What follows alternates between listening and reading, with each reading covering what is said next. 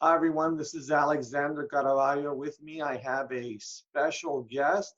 I have Father Juan Guerra, who is a legionary of Christ. Father Juan and I have known each other for many, many years at this point. We've ministered to the poor and done many missions together. So, Father, we brought you here for a special reason. I think right now you are in a very special circumstance with this pandemic going on. You are literally in the thick of it all because you're in New York. And we'd Right. love to get some of your insight and some of the things that's going on in your life right now and give us some testimonies on some of the challenges that you're seeing right now and what you're going through. Sure.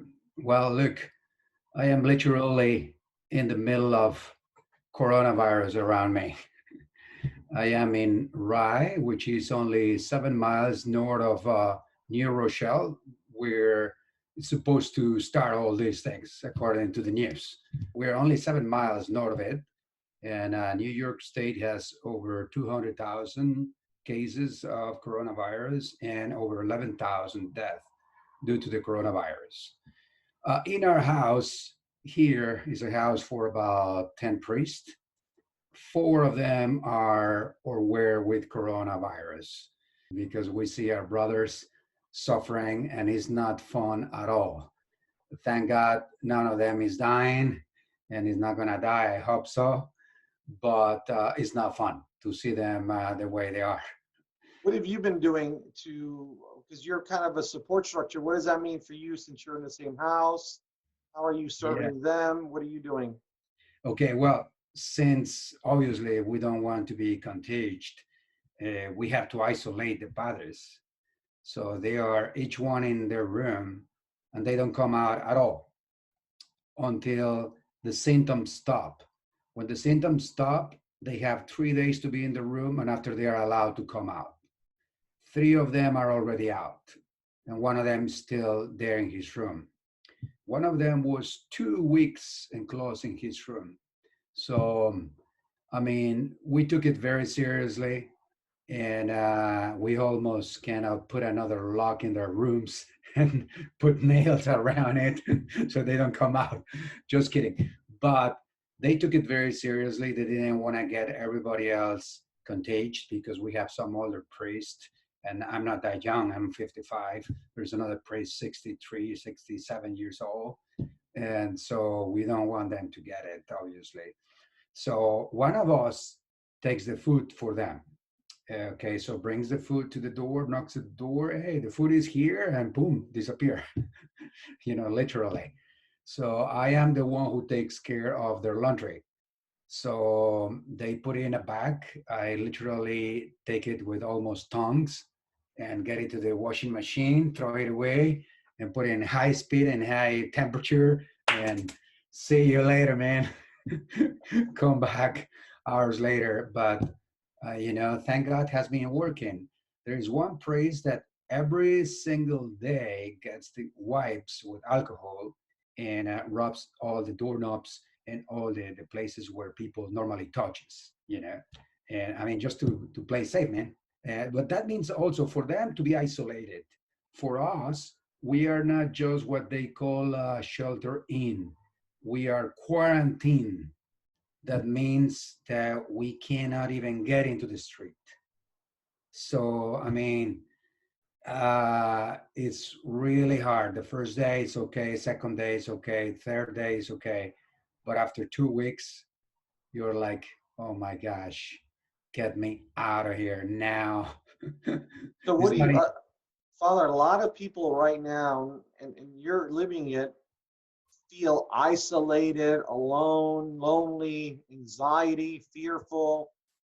How are you? And I'm guessing these are probably emotions that you guys are experiencing there. What are you doing to kind of address that? Well, yeah, there are many things we do because we have to live all day here all together. We are 10, even though four are isolated. So we try to have a schedule of the day and we stick to that schedule. So we go to certain times to have our meals and nobody lives before, nobody comes later, maybe 5 minutes. before, after, but everybody pretty much are at the same time eating. And it's an important time where we talk about different things and we try not to be obsessed about this topic. I mean, if you constantly bring it up again and again and again, and you just hear news about this, all what it's going to cause is to get you freaking out and get you obsessed about the topic. And it's not healthy for anybody. So we try to talk about other things. Sometimes we have a bonfire outside in the garden, you know, and I have been chopping wood and make sure that we always have wood to have bonfires and these type of things that get us distracted.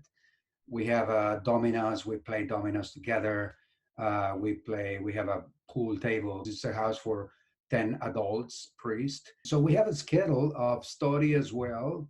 You get into the room and read and study not just novels and entertainment, but serious stuff to get better at our ministry in, say, theology, and say, spirituality, and different interesting books that help you to increase.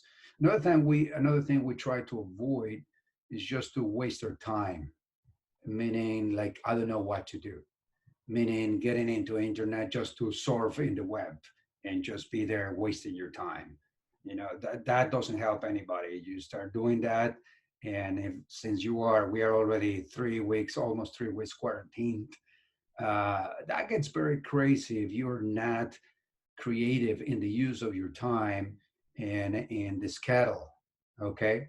So we schedule our time, and also we have time to be out in the garden. So I spend, believe it or not, about 2 hours out in the garden, either chopping wood, splintering with an axe, splinter axe. We had a project that hasn't been done in the house and need to be done. Our basement floods sometimes, and it's because of the drain is not proper. So we have to dig a ditch of about, I don't know, 40 feet by 5 feet deep by 3 feet wide. So that takes a lot of our time. So it's a project. It's hard, saves money, and keeps you busy, man. So your goal is let me do things to keep me busy, not focused in Yeah, around the pandemic, right. while still servicing your brothers. Um, are you doing something different that you've never done before? Are you taking this opportunity to do something that you've always wanted to do, but because you were always Yeah. busy, you can't do it? Well, besides this project, personally, I'm writing my memoirs of my mission trips. I have done more than 50, 60 mission trips all over the world, especially South America and Africa. So I'm writing a lot of those memoirs that I always wanted to do, and I had the time to do it now. So I'm doing that. I'm giving more extra time to read books that I always wanted to read and never had the time.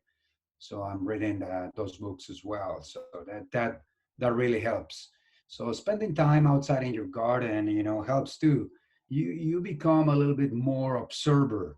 So believe it or not, now I know where the hawk stands every day, where the groundhog comes out of his hole, you know, where are the blue jays, where are the cardinals, where are the ribbons, and you know, the woodpeckers, and well, I mean, all this is healthy, you know, to be observer of nature, the sunrise, the sunset, and get your camera and get good pictures of flowers and birds and all that. I mean, keeps your mind busy and healthy, you know. Or you've slowed everything down, Oh yeah, and you've been able to take advantage of what's out there in the environment. You're able to look at nature. You're able to work on things that you're working on.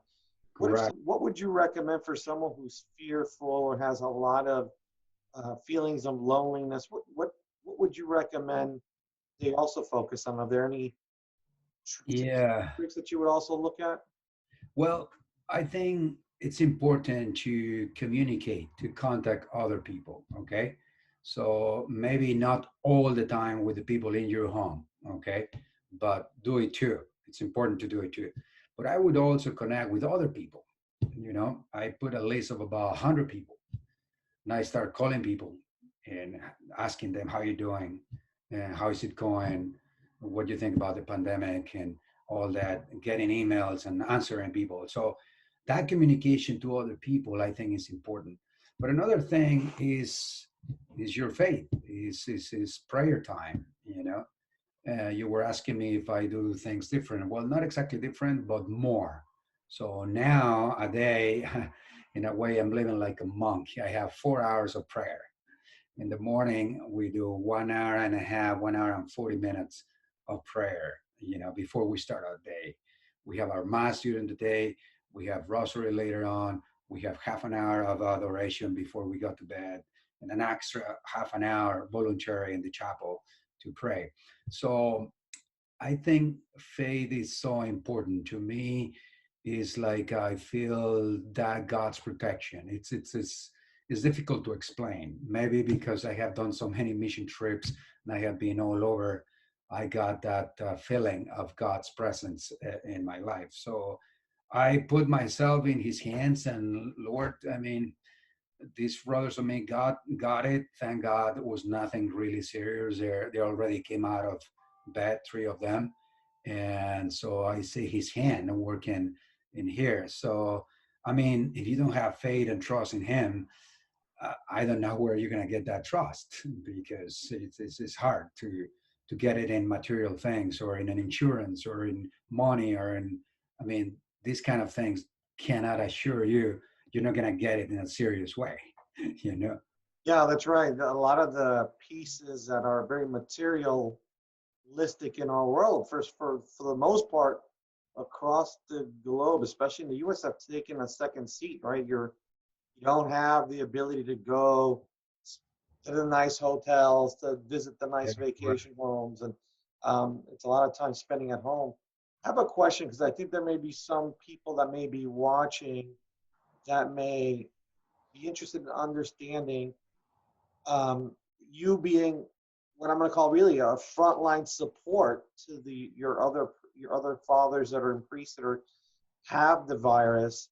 Um, what things can people do to help support someone that maybe is quarantined because they have coronavirus, or is quarantined because they're supporting someone who has coronavirus? What would be helpful, a recommendation that you would say for someone externally to help someone inside? Sure.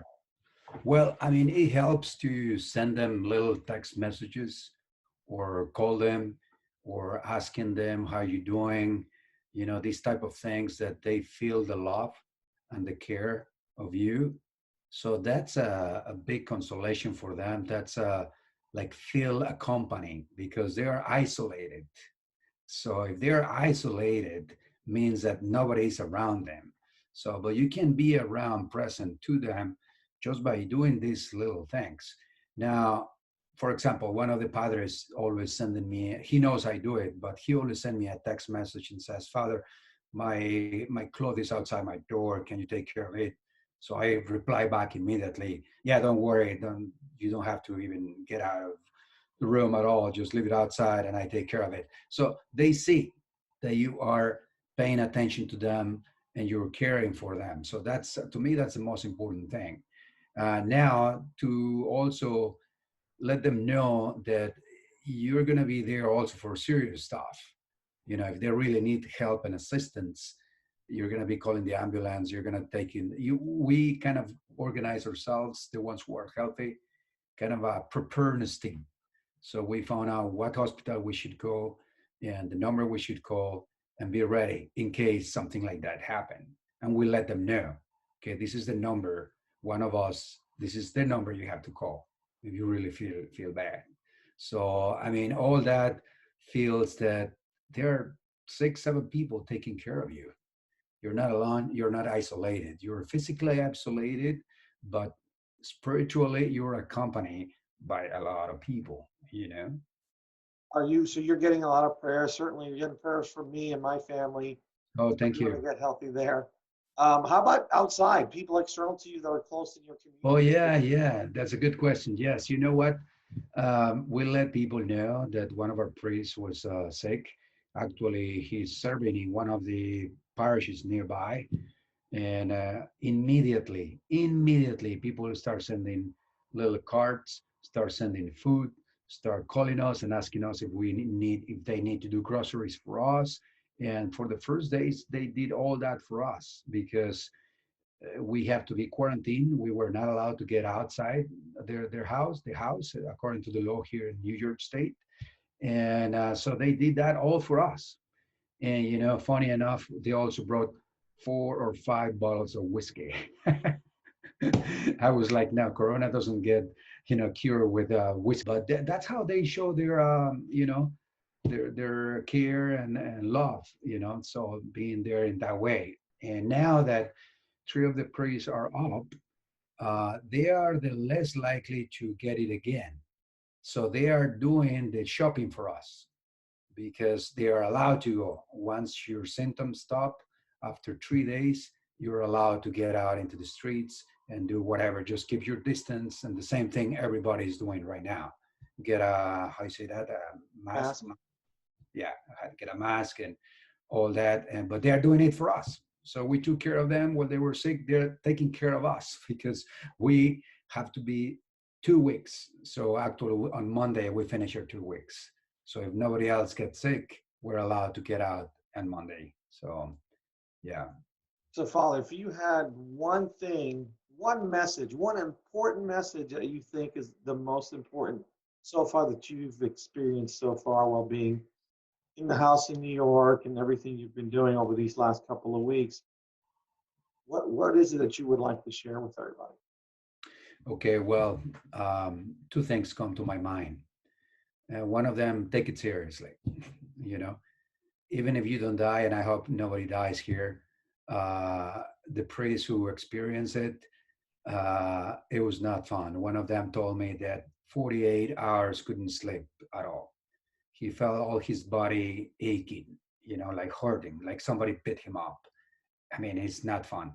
Another one was constantly having fevers and taking Tylenol all the time. Just take it seriously, keep your social distance, and do what you're supposed to do. I mean, without being obsessed and all that, take it seriously. And second, be very patient. Be very patient because being at home with your wife and your kids all day long, 1 day, 2 days, 3 days, 4 days, 5 days. I mean, gets up to here. You probably, all of you know that.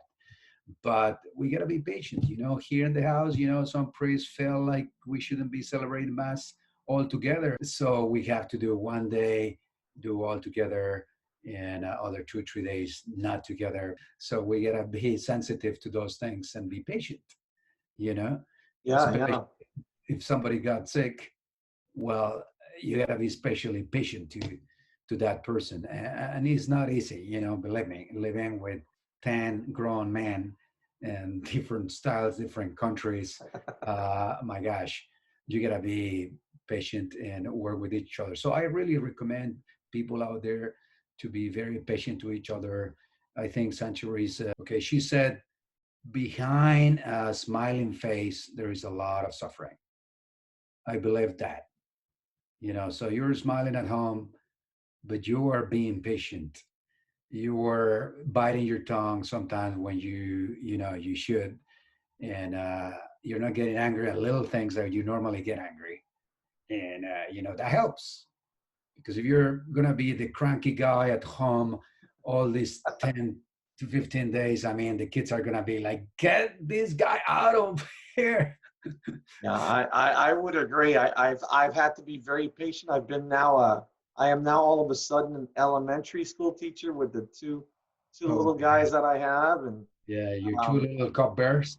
family's been impacted, job situation has gone. So it's things have changed. The world has changed. But I think to your point earlier is having that faith and being able to look at something more than just yourself as a means to help has been very helpful. So, and I can't even imagine what you're going through. So I appreciate your time to take the Oh, you're time to talk welcome. to us and everyone out there looking at this.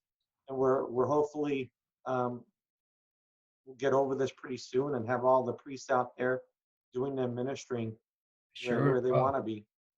yeah, I mean, not to forget, obviously, it's faith is so important. In all this, I think what gives us more peace and serenity is our faith in God, you know. So in the middle of all this, I had a lot of calls of people asking for spiritual guidance. I have some meetings. I start celebrating Mass and broadcasting it in Facebook. And all that brings life to us. To reach out to other brings life to you, you For know. the record, I saw Mass today in Spanish, so thank you for doing that today. Oh, you're welcome. I'm glad you were there, man. I mean, I had people from Brazil, from Colombia, from Argentina, from Venezuela, from Cameroon, because of all the mission trips I have done. So they followed me in Facebook. So it was nice to see a young man that was with me in Cameroon. Remember Colin? Yeah, yeah. Okay, well, that guy was following me in mass and giving me clicks. Hey, Father, cool, cool. So that helps to try to minister to other people, you know, and be open to that. Don't be kind of licking your own wounds and just thinking about yourself. You know, that's not healthy for anybody. I agree. Father, thank you so much. And I am looking forward to getting on the next mission trip with you. So Yeah, stay man. healthy. I still think you're the most interesting priest alive. So keep that going. Thank you so much. And God bless, Father. God bless you.